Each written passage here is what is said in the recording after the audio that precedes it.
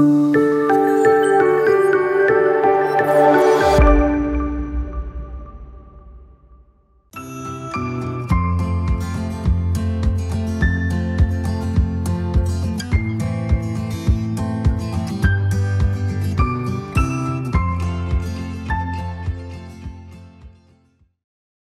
الله الرحمن الرحیم.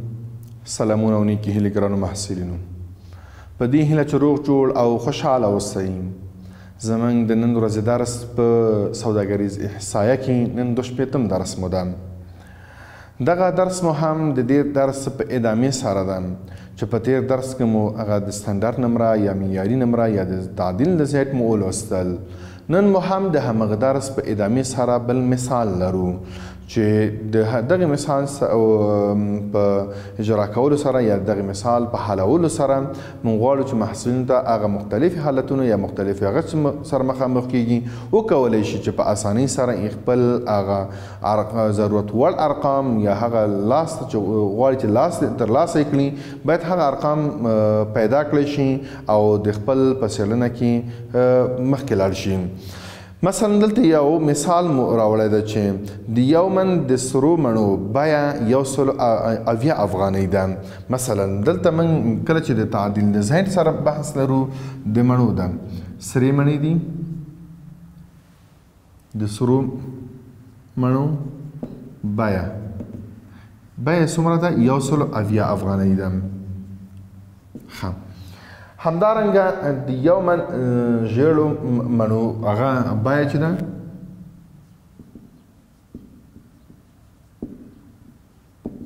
بیه دا ده 180 افغانۍ ده. اوس د سرو مڼو د قیمت اوسط چې ده د قیمت اوسط دا 180 ده.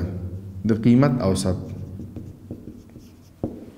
د سرو مڼو او د معیار انحراف معیاري انحراف هغه څو ده؟ 60 افغانۍ ده. معیاري انحراف د او د زیړو مڼو هغه اوسط قیمت څومره ده؟ 150 افغانۍ ده. همدارنګه د معیاري انحراف 10 افغانۍ ده. معیاري انحراف 10 افغانۍ ده. تاسو په نظر کوم مڼې په نسبي توګه ګرانې دي؟ نو د دغه په نسبي هغه باندې موږ وایو چې د سرو مڼو بیه 180 ده، هغلته 180 ده. د دغه قیمت اوسط قیمت 180 ده، هغه 150 ده اوسط. معیاري انحراف د 60 ده او د هغه 10 ده. اوس تاسو په نظر باندې په داسې حالاتو کې چې نه معلومیږي چې کوم یو ده، کوم یو به وي، د زیړې مڼې به قیمت وي او که سرې مڼې قیمت به وي. نو د دغه پیدا کولو لپاره موږ باید څه وکړو؟ موږ د تعدیل د ذات نه استفاده کوو یا د سټنډرډ نه موږ استفاده کوو، معیاري سټنډرډ نه موږ استفاده کوو. ښه، څنګه پیدا کولی شم؟ د اول لپاره د سرو مڼو لپاره موږ فرمول لرو چې x منفي x زبر تقسیم پر معیاري انحراف. اوس ارقام او عدد موږ ته چې راکړی شوی x څومره ده؟ هغه درته ویل شوی چې 180 ده. ښه، منفي x زبر اوسط څومره ده؟ اوسط د قیمت 180. ښه، او معیاري انحراف 60 دا مساوي به شي 180. ښه، 180 یعنې چې 180 لاړ شي دا مساوي کېږي د څو سره؟ 10 سره. 10 تقسیم پر 60 نو دا مساوي به د څو سره شي؟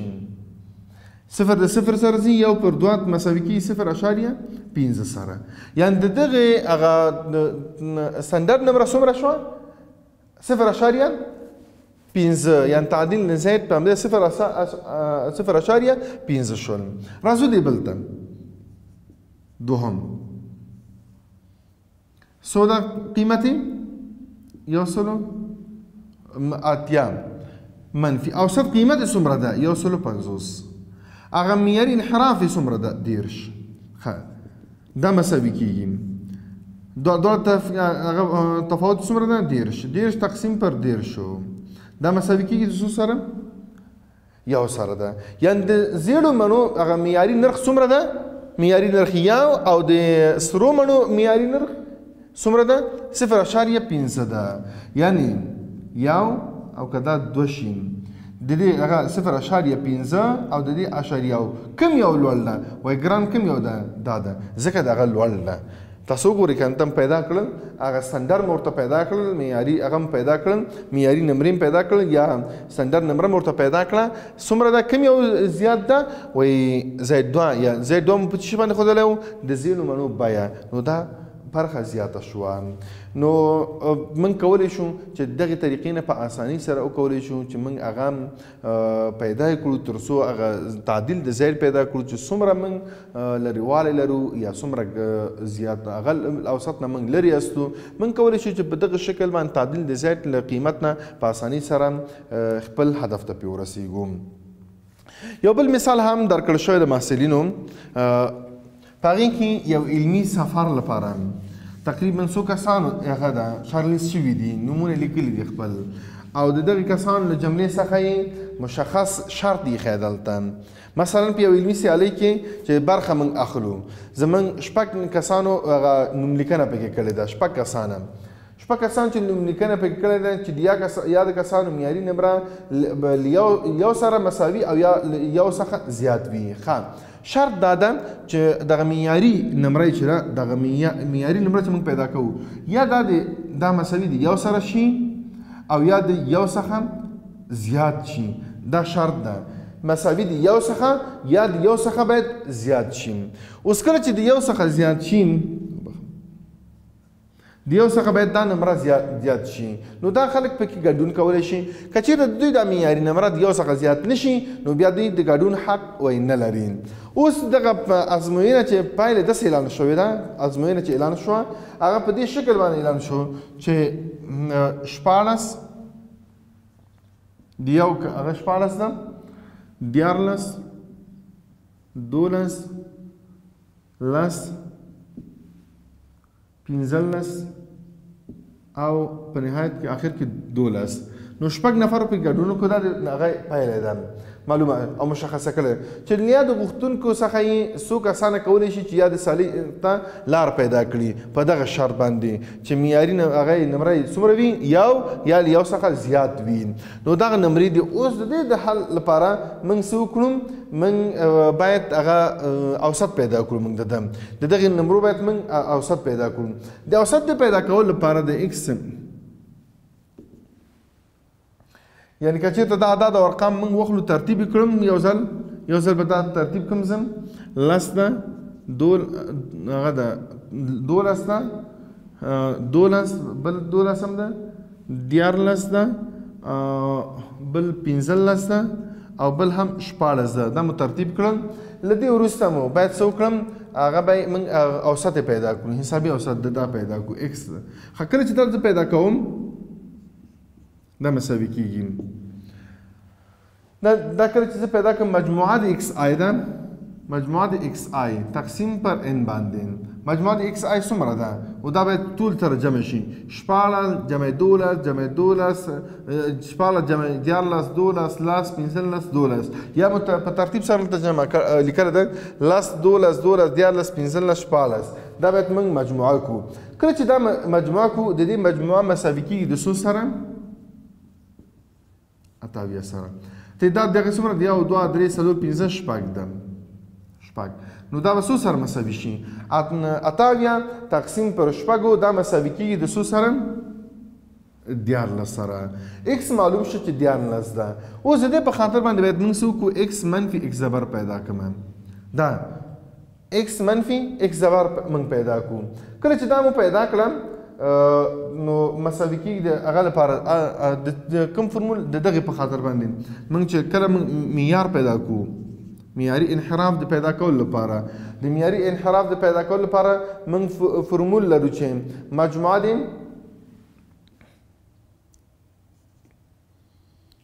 مجموعه د ایکس منفي ایکس زبر البته قیمت مطلقه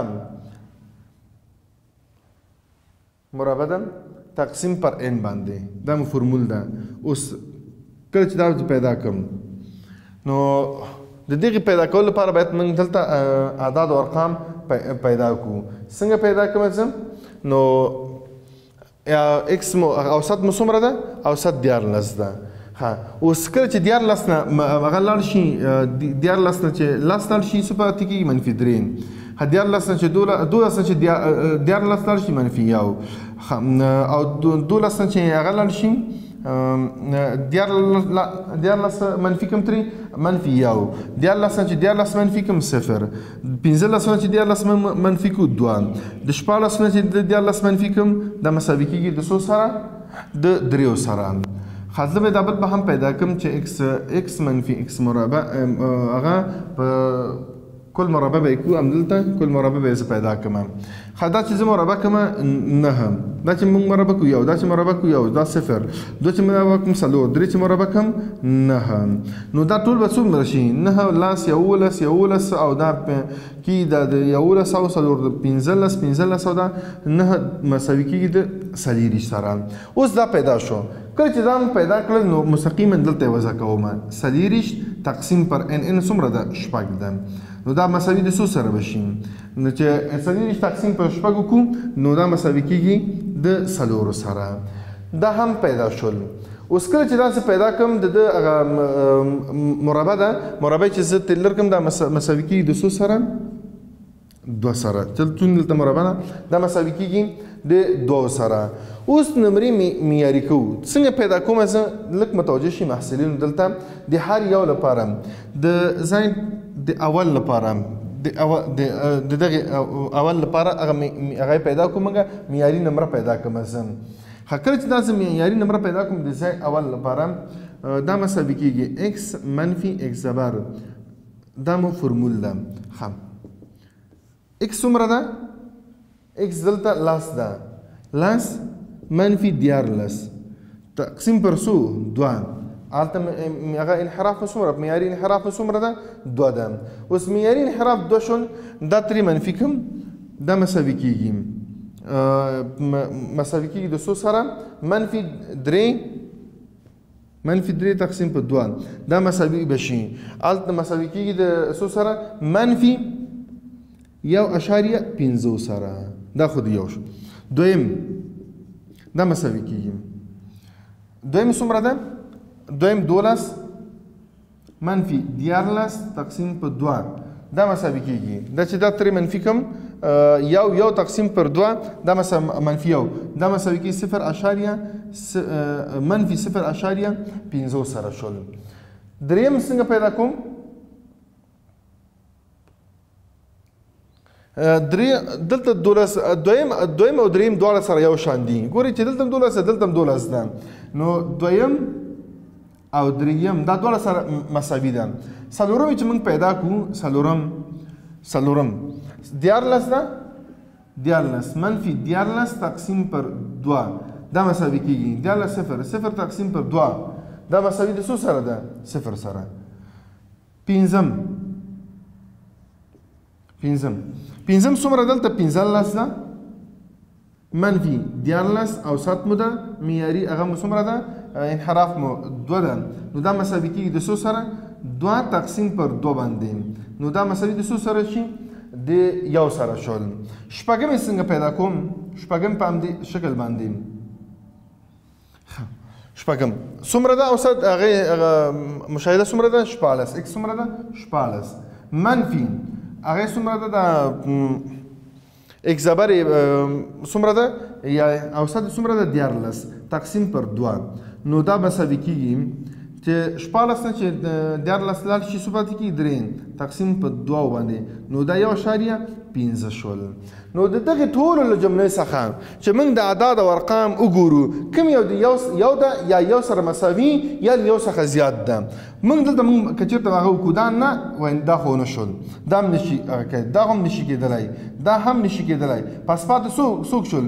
یو 5 او 6 پاتې شو. نو په دغه سیالیو کې کوم یو برخه اخیستلی شي؟ 5 او 6 برخه اخیستی شي. ولې؟ وایي د دوی دغه معیاري نمره یا سنډر نمره هغه د څو څخه مساوي د یو یا له یو څخه لوړ ده.